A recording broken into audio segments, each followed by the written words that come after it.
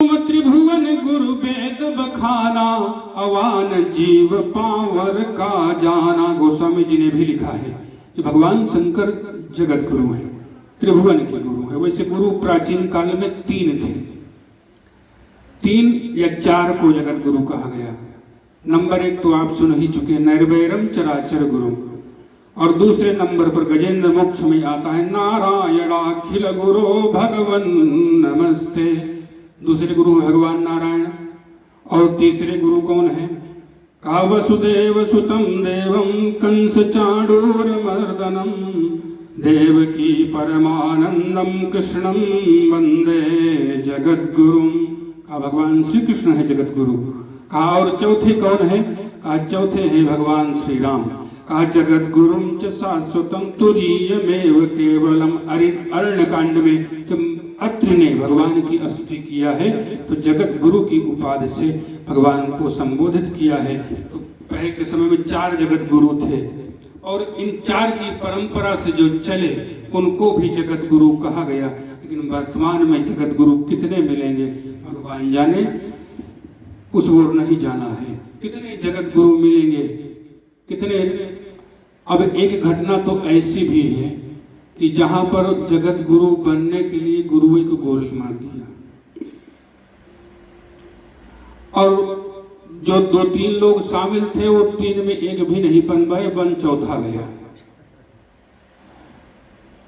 तो आज कर तथा कथित जगत गुरु कितने भी टहल रहे हैं, भगवान ही बचाएं इनसे। और जो परंपरा के गुरु हैं, परंपरा वालों का कोई सम्मान संसार में नहीं होने का। और जो तथा कथित वाले टहल रहे हैं, ऐसा बढ़िया मालपुआ खीर मिलती है उनको कि क्या कहा जाए। खैर, तो भगवान शंकर जगत गुरु है। तो जो गुरु से द्रोह करता है, गुरु से द्रोह करने वाले का कभी कल्याण नहीं हो सकता। इसलिए आज वीरभद्र भगवान शंकर का कोप बन करके और पहुंच रहा है। पहुंच करके उसने सभी देवताओं को यथोचित दंडित किया है। दंडित करके और दक्ष को मार करके उसका सिर काट करके हवन कुंड में डाला और भस्म करके पूरा यज्ञ विध्वंस किया। अब जितने भी देवी देवता छत बिछत हुए भगवान शंकर के पास पुनः पहुंचे। भगवान शंकर ने सभी देवी देवताओं का, जिसका दांत टूट गया था, कहा ये पिष्टभुक हो जाए, यानी सत्तू घोर के पिए। अब और इनके भाग्य में कुछ लिखा।